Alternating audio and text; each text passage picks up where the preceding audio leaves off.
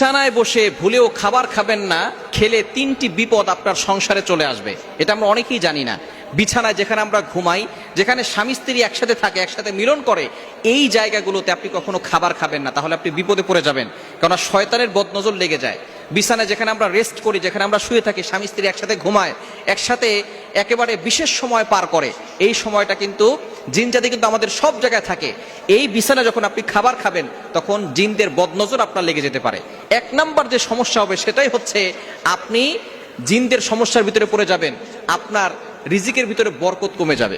আপনি জিনদের বদনজর যখন লেগে যাবে, তখন কিন্তু বদনজর পড়ার কারণে আপনার রিজিকের ভিতরে বরকত কমে যাবে, রিজিকের ভিতরে কোনো বরকত থাকবে না। এজন্য অবশ্যই যদি রিজিকে বরকত পেতে চান, আপনি বিছানায় খাবার খাবেন না। নবীজি সাল্লাল্লাহু আলাইহি সাল্লাম কখনো বিছানায় খাবার খেতেন না। নবীজি সাল্লাল্লাহু আলাইহি সাল্লাম দস্তরখানা বিছিয়ে খাবার খেতেন, এবং যেই ঘরে ঘুমাতেন সেই ঘরে তিনি খাবার খেতেন না।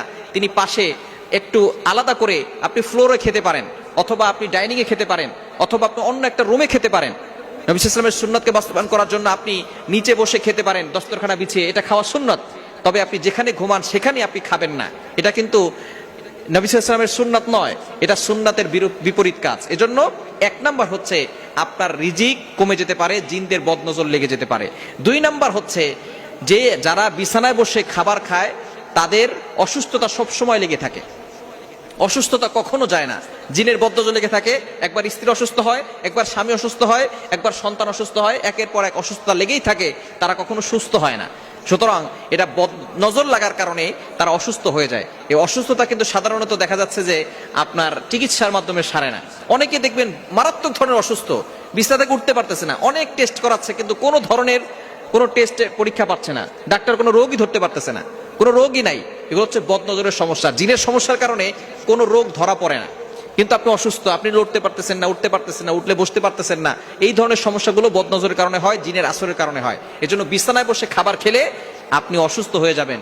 আপনি অসুস্থ হবেন, একটু সুস্থ হবেন, আপনার স্বামী অসুস্থ হয়ে যাবে, অথবা আপনার স্ত্রী অসুস্থ হয়ে যাবে, আপনার সন্তান অসুস্থ হয়ে যাবে। এজন্য যারা বিছানায় খায় দেখবেন তাদের অসুস্থতা লেগেই থাকে। এবং তিন নাম্বার যে সমস্যাটা, সেটা হচ্ছে স্বামী স্ত্রীর ভিতরে ঝগড়া লেগেই থাকে। স্বামী স্ত্রীর ভিতরে মিল মহব্বত থাকে না, সব সময় ঝগড়া লেগেই থাকে। ছোটখাটো বিষয় নিয়ে ঝগড়া করতে করতে অনেক বড় বিষয় চলে যায়। এজন্য এই জিনের বদনজর থেকে বাঁচতে আপনি বিছানায় খাবার খাবেন না। যেখানে ঘুমান সেখানে খাবার খাওয়া রাসূলুল্লাহ সাল্লাল্লাহু আলাইহি ওয়াসাল্লামের সুন্নাত নয়। এখান থেকে আমাদেরকে দূরে সরে আসতে হবে, এবং অবশ্যই সুন্নাহ মেনে তারপরে জীবনটাকে পরিচালনা করবেন। দেখবেন আল্লাহ পাক রব্বুল আলামিন সব সময় বরকত দান করবে। যখনই খাবার খাবেন বিসমিল্লাহ বলে খাবেন, তখন কোনো শয়তান আর অংশগ্রহণ করতে পারবে না। অনেকেই আমরা খাবার খাওয়ার সময় বিসমিল্লাহ বলি না, বিসমিল্লাহি ওয়া আলা বারাকাতিল্লাহ বলবেন। যদি আপনি খাবার শুরুতে বিসমিল্লাহ বলতে ভুলে যান, খাবারের মাঝখানে বলবেন বিসমিল্লাহি আউওয়ালাহু ওয়া আখিরা, এটা বলবেন। খাবার শেষে বলবেন আলহামদুলিল্লাহ, এটা বলবেন।